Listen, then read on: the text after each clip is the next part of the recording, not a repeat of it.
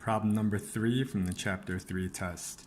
Which equation corresponds to the table of values below?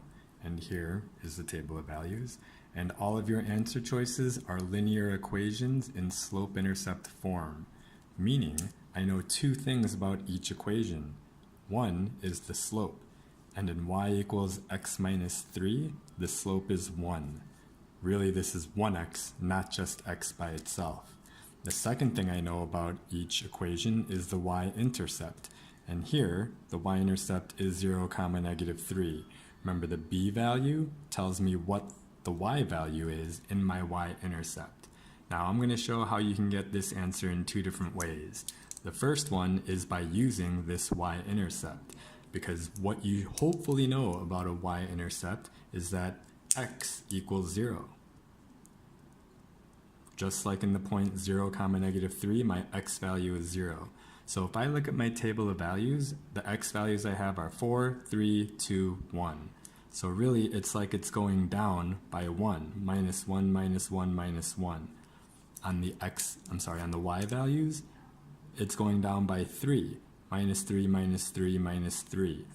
Now if you continue on this pattern, if I were to go one more unit here to the left, that x value would be 0, right? 1 minus 1 is 0.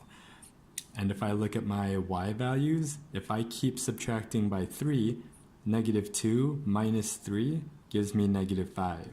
So what this tells me is that when x is 0, y is negative 5, and this is a y-intercept.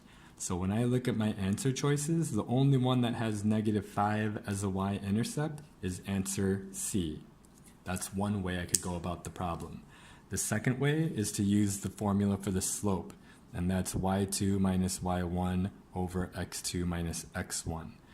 Now, each of these values represents a point. 1, negative 2, 2, 1, 3, 4, 4, 7. So what I'm going to do is use two of those points, plug those numbers into this formula, and see what I get for the slope. If my answer is C, my slope should be 3. So I'm going to use these 2 points here. This is my x2, x1, y2, y1. So I'm going to do 7 minus 4 over 4 minus 3. Well, 7 minus 4 is 3, 4 minus 3 is 1, and that does indeed give me a slope of 3. So not only did I find that C is the correct answer with the y-intercept, but I also showed that it has a slope of 3, and it's the only answer choice that has a slope of 3, confirming that my answer is C.